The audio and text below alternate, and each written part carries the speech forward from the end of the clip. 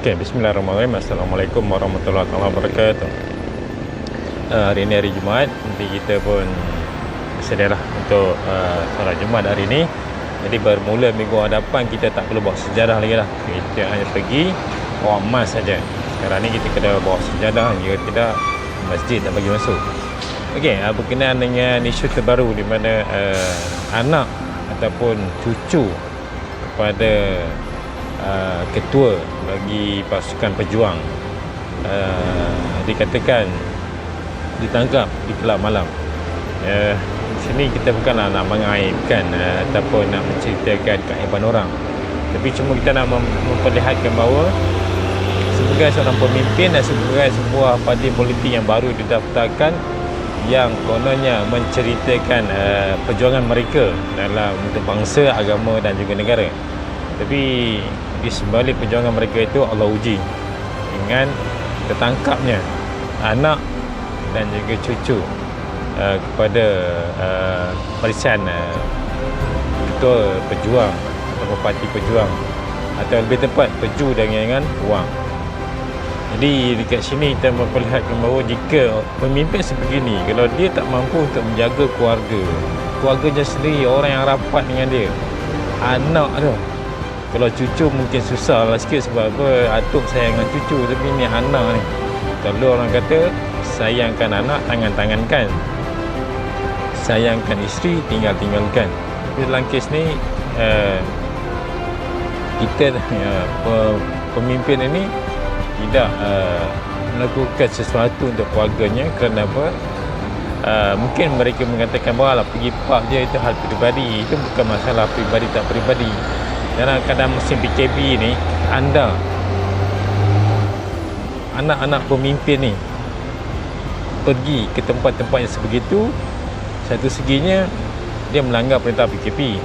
Segi yang keduanya, dia mengayakan musuh-musuh kita, mengayakan orang-orang yang mengadakan bisnes lara ni. Jadi anak-anak pemimpin ni, anak pemimpin yang terkenal kononnya untuk demi agama, bangsa dan negara, tapi anak sendiri hanyut di sebalik kelekaan hiburan dunia ni. Yang best ni tu, anak tu ditangkap bersama dengan suami dia. Allah Rabbi, tengok bagaimana anak pada pemimpin ni, bapak itu menerima menantu yang sama passion ataupun sama passion dengan anaknya, yang mana dunia adalah segala-galanya bagi perempuan ni. Jadi kita memperlihatkan bahawa dia ada beza cara macam mana pendapatan ataupun income daripada pemimpin ni. Kalau kita nak tengok bagaimana income pemimpin ni, berkat tak berkat, kita tengok bagaimana keluarga mereka.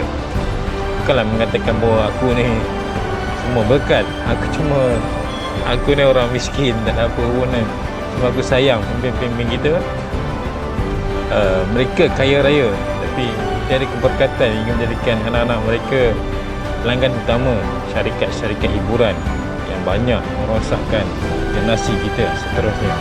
Jadi macam mana kalau kita nak meyakinkan orang awam bahawanya pilih pemimpin seperti pemimpin berjuang, sedangkan mereka, anak-anak mereka pun tak dengar kata-kata ibu dan ayah mereka. Jadi kita, orang biasa yang tak ada hubungan kekeluargaan dengan pejuang-pejuang ni, adakah kita kena dengar cakap-cakap orang ni, sedangkan tidak ada bukti cakap-cakap mereka ini boleh digunakan untuk memacu generasi kita ke hadapan? Kerana apa? Generasi yang ada Allah bagi, yang Allah utuskan kepada mereka, yang Allah beri rezeki anak-anak pada mereka pun hanyut, dan juga tidak lagi mendengar kata-kata ibu dan ayah, dan juga tidak lagi mendengar perintah kawalan daripada pihak kerajaan sepada musim Covid ini. Jadi apa lagi yang kita nak harapkan daripada pemimpin sebegini kan? Kita cuba, kita nak pemimpin kita yang boleh pacu kita ke hadapan, yang boleh membawa kita ke syurga. Bukan setakat bagi duit, bukan setakat kononnya kita berjuang, tapi at the end of the day, ujian Allah jatuh kat keluarga mereka pun mereka tak mampu untuk uruskan dengan baik, yang menyebabkan kita rasa seperti tertipu dengan golongan-golongan ini yang hanya pandai bersandiwara demi meraih keuntungan politik, dan akhirnya tidak lagi memandang kita sebagai generasi yang nak mereka bawa, tapi memandang kita sebagai tempat untuk mereka memijak, untuk mereka meneruskan agenda mereka sendiri di bumi Malaysia ini. Jadi apa yang saya kongsikan ini dapat sedikit memberi ilham dan juga memberi sedikit gambaran bahawa umat Melayu di Malaysia ni tidak memerlukan pemimpin-pemimpin yang sebegini, yang hanya berjuang untuk tengkorak mereka atau tengkuk mereka sendiri. Tapi kita sekarang ni memerlukan pemimpin-pemimpin yang jauh ke hadapan pandangannya itu. Jadi bukan saja di dunia, tapi pandangan dia itu membawa kita ke akhirat, ke syurga. Kita nak pemimpin yang sebegini, bukan lagi pemimpin yang kolot-kolot yang mengagung-agungkan dunia ni sebegini. Kita dah tak perlu dah, sebab apa, kita dah lalu fasa-fasa ni. Fasa-fasa kejar dunia.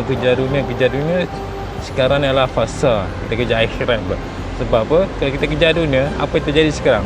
Anak-anak orang Melayu ramai penagih dalam, ramai pemabuk, ramai pengisap gam, dan juga ramai yang menjadi penghuni pusat-pusat serenti, dan juga ramai yang lepak-lepak di kelab-kelab malam, di dandut. Semua-semua ni adalah kita. Ini sebab kita kejar dunia, terlalu mengejar dunia.